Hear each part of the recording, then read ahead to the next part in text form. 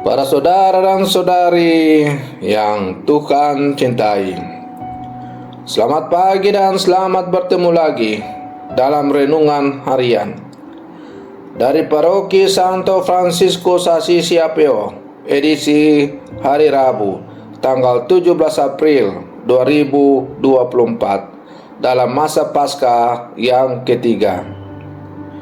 Mengawali hari yang baru ini, kita hendak mendengar dan merenungkan sabda Tuhan. Marilah sebelum kita mendengar dan merenungkan sabda Tuhan, kita berdoa. Dalam nama Bapa dan Putra dan Roh Kudus. Amin. Allah Bapa pencipta manusia, tiap tahun kami memperingati misteri kudus yang memulihkan martabat manusia dan memberi harapan akan kebangkitan. Dengan rendah hati kami mohon, semoga misteri Paskah yang kini kami rayakan dalam iman, kelak kami rayakan dalam cinta kasih abadi.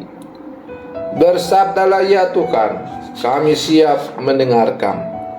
Terpujilah Engkau Bapa, Putra dan Roh Kudus, kini dan sepanjang segala masa. Amin.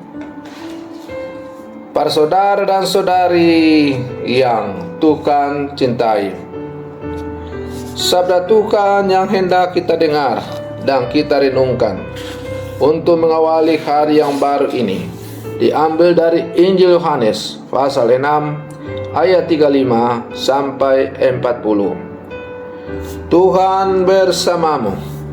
Inilah Injil suci menurut Yohanes. Di rumah ibadah di Kapernaum, Yesus berkata kepada orang banyak, "Akulah roti hidup. Barang siapa datang kepadaku, ia tidak akan lapar lagi. Dan barang siapa percaya kepadaku, ia tidak akan haus lagi. Tetapi aku telah berkata kepadamu, sungguh pun kamu telah melihat aku, kamu tidak percaya. Semua yang diberikan Bapa kepadaku akan datang kepadaku, dan barang siapa datang kepadaku, ia tidak akan kubuang. Sebab aku telah turun dari surga bukan untuk melakukan kehendakku, tetapi untuk melakukan kehendak Dia yang telah mengutus aku. Dan inilah kehendak Dia yang telah mengutus aku, yaitu supaya dari semua yang telah diberikannya kepadaku, jangan ada yang hilang, tetapi supaya kubangkitkan pada akhir zaman.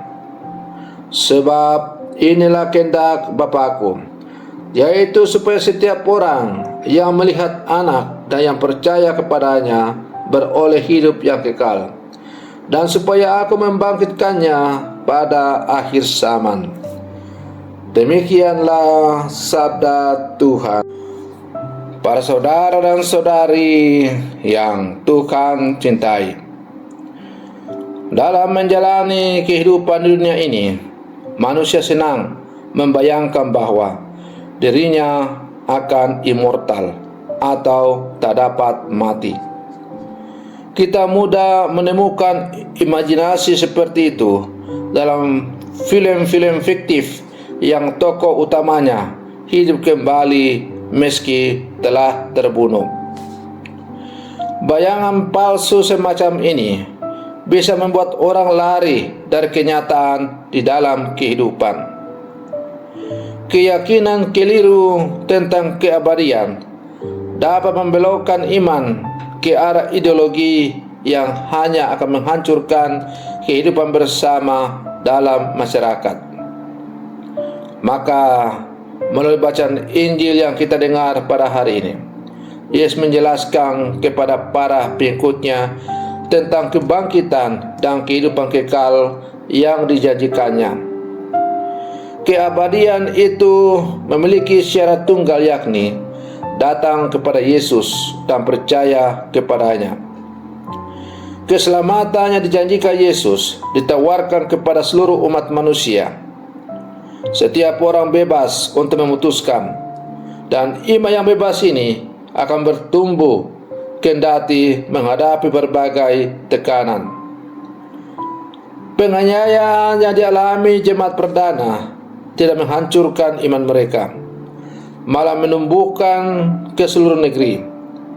Banyak orang yang mendengar pemberitaan Filipus dan melihat tanda-tanda yang diadakannya dengan bulat hati menerima apa yang diberitakan oleh para rasul. Para saudara dan saudari yang Tuhan cintai, dengan datang kepada Yesus dan percaya kepadanya, berarti kita menjadikan Dia sebagai roti hidup.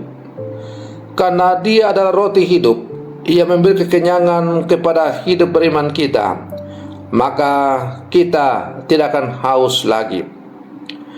Dengan demikian, Yesus mewartakan dirinya sebagai roti hidup.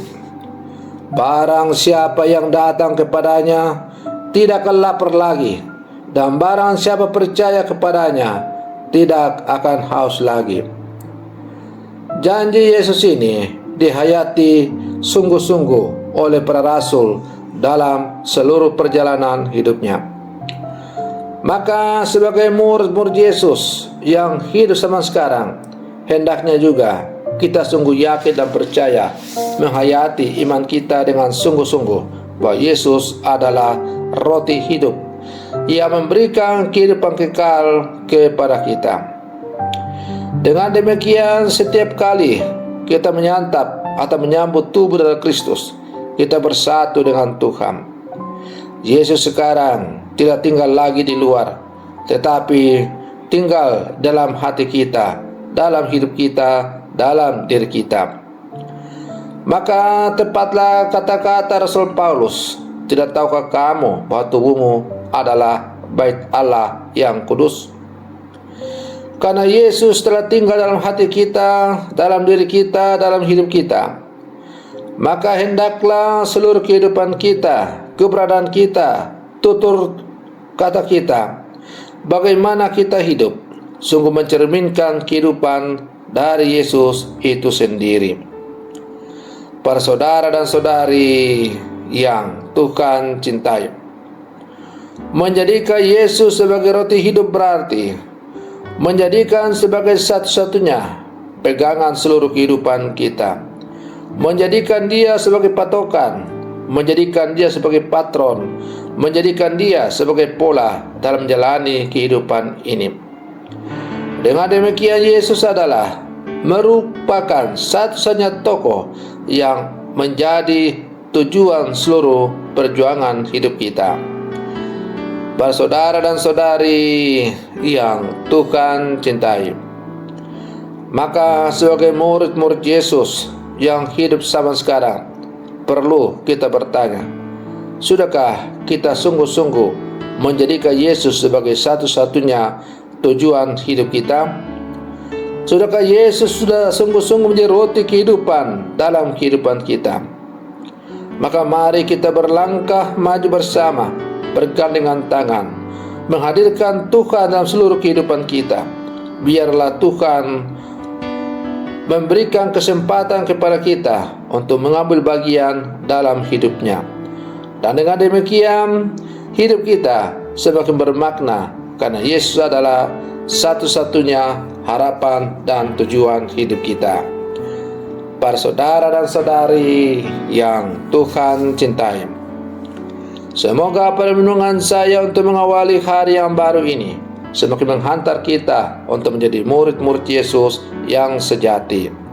Semoga demikian. Selamat pagi. Tuhan Yesus memberkati.